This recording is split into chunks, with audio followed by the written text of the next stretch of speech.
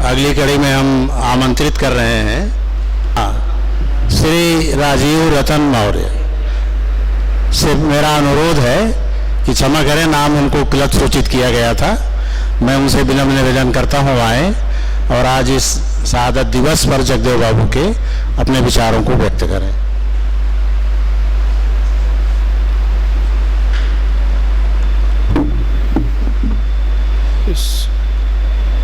पूरी दुनिया को मानवता का पाठ पढ़ाने वाले इस धरती के क्रांतिकारी नेता भगवान बुद्ध को नमन करते हैं। साथ ही इस भारत की धरती पर अन्याय, अत्याचार, शोषण, उत्पीड़न और जुल्म और जाति के खिलाफ जीवन भर संघर्षरत रहे ऐसे अभी सभी ज्ञात अज्ञात अपने महापुरुषों को नमन करते हैं।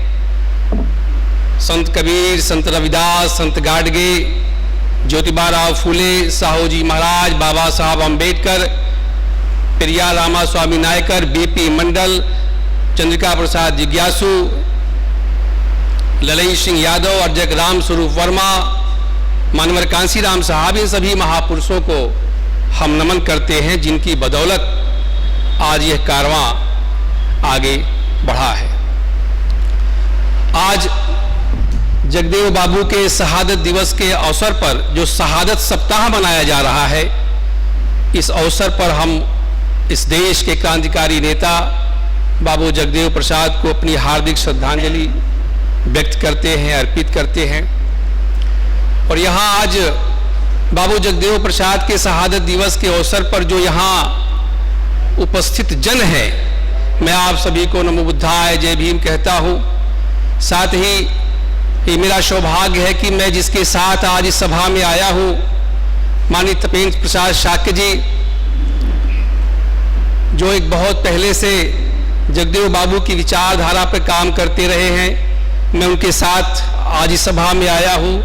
माननीय जगदीश कुशवाहा जी आरटीओ साहब, हम आप और ये मंच पर बैठे जितने भी लोग हैं, जगदीश चौधरी साहब, पूर्व मंत्री माननीय राकेश मौर्य जी, मैं आप सबको अभिवादन के साथ नमो बुद्धाय जय भीम कहता हूँ।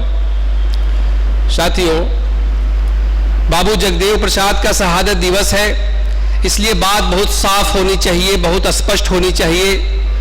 उन्होंने ये बात कही थी, अगर आज वो होते तो दलितों के नाम पर, पिछड़ों के नाम पर जो आज पार्टियां बनी हैं और जो उनका कार्य है उसको देख करके बहुत दुखी होते, क्योंकि उन्होंने कहा था कि शोषक और शोषित की लड़ाई कभी सट करके नहीं बल्कि हट करके होनी चाहिए। और आज यहाँ क्या हो रहा है? आज यह हो रहा है कि जो शोषितों की पार्टी है वो शोषितों से मतलब कब रखती है और शोषकों को ही अपने साथ सटा करके और जगदेव बाबू और ये महापुरुषों का आंदोलन चला रही है। अगर आज जगदेव बाबू होते तो बहुत ही कुपित होते, क्योंकि जगदेव बाबू बहुत ही उग्र नेता थे। कभी उन्होंने सिद्धांतों से कोई समझौता नहीं किया और सिद्धांतों से समझौता न करने की वजह से ही उनको हम लोग याद करते हैं। और उनका जब पिछड़ा वर्ग आयोग का जो प्रथम आयोग था, पिछड़े वर्गों के लिए जो प्रथम आयोग था, काका कालेलकर आयोग से लेकर के पिछड़े वर्गों के लिए जो द्वितीय आयोग बना, मंडल आयोग, उसी के बीच में ही उनका संघर्ष चला। 1922 में उनका जन्म हुआ और 1955-56 के बाद वो सक्रिय हुए। 1955 में ही काका कालेलकर आयोग की रिपोर्ट लागू हुई थी, जिसमें काका कालेलकर आयोग ने अपनी रिपोर्ट दिया था।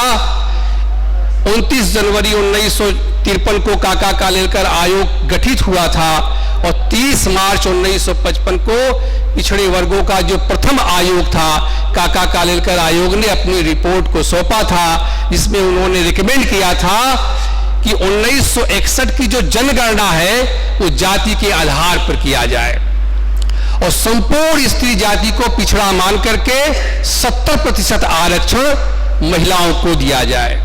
और उन्होंने यह भी रिकमेंड किया था कि पिछड़े वर्गों को प्रथम श्रेणी की नौकरियों में 25% आरक्षण, द्वितीय श्रेणी की नौकरियों में 33% आरक्षण और तृतीय और चतुर्थ श्रेणी की नौकरियों में 40% आरक्षण देने का रिकमेंड किया था ये काका कालेलकर आयोग ने।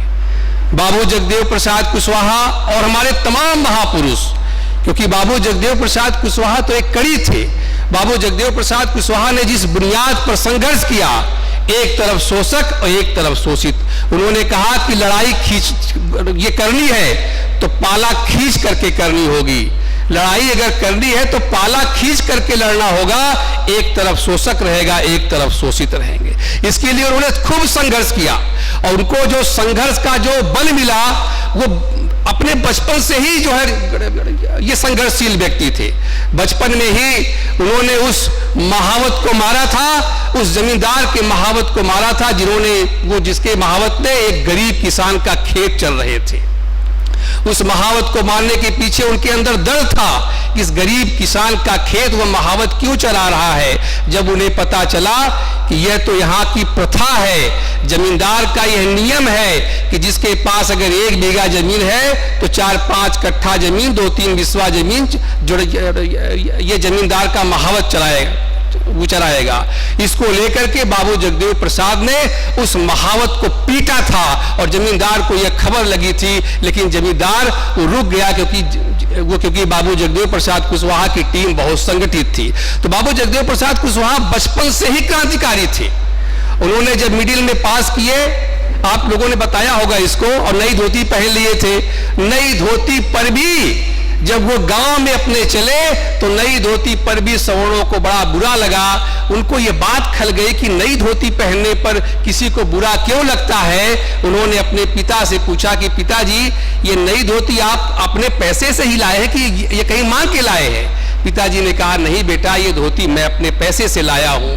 तो उन्होंने कहा कि जब नई धोती आप अपने पैसे से लाए हैं तो मेरी नई धोती पहनने से गांव के सवर्णों को, जमींदारों को बुरा क्यों लगता है।